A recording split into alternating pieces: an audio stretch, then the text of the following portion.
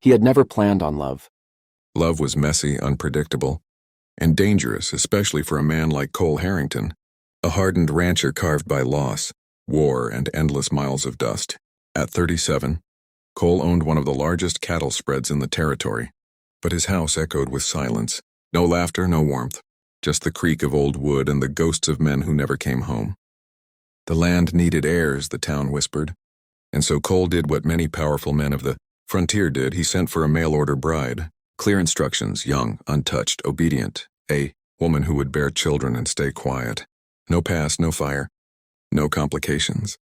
When the train whistle cut through the dry air that afternoon, Cole stood stiff on the platform, hat low, jaw tight, expecting a timid girl clutching a suitcase in fear. Instead, fate stepped off the train wearing black. Her name was Clara Whitmore, and she did not bow her head. She met his eyes head-on, defiant, sharp, alive.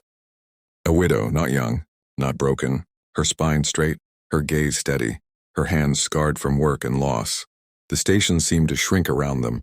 Cole felt it, something unsettling, something dangerous. This was not what he ordered. Clara had buried a husband, buried dreams, buried fear. She had crossed states alone with nothing but grit and grief.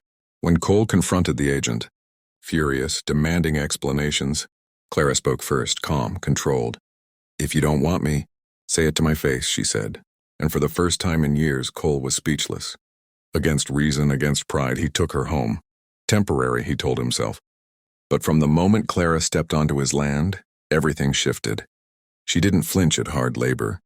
She challenged his orders. She spoke when men expected silence. At dinner, she asked questions no one dared. At night, Cole found himself awake, haunted not by ghosts but by her presence. The town judged her, whispered about her past, about the fire in her eyes. But Clara didn't bend, and slowly, without asking permission, she began to change the ranch, the workers, and the man who believed his heart was long dead. Cole tried to keep distance. He reminded himself she was temporary. A mistake. But fate doesn't care about orders. And as storms rolled over the plains and old wounds surfaced, Cole realized the woman he never wanted was becoming the only one who truly saw him. If you're feeling the tension already, stay with us. The turning point came the night the past rode back into town. Clara's former life, long buried, returned with violence, dragging secrets into the open. A man who knew her history, her pain, her strength. Cole discovered the truth not from her lips, but from blood spilled in the dirt outside his barn. Rage burned through him, not at her, but at himself for believing he could control fate. Words were said that couldn't be taken. Back. Accusations. Silence.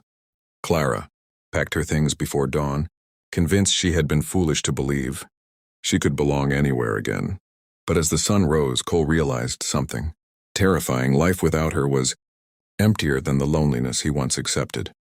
He rode hard, chasing not a bride but a woman who had awakened his soul. When he found her, standing alone at the crossroads, he didn't demand. He didn't command, he begged. He confessed fear, regret, love. Clara listened, tears silent, strength unbroken. She didn't want a savior. She wanted a partner. And for the first time, Cole chose not ownership but devotion. Together they returned to the ranch, not as a transaction but as equals.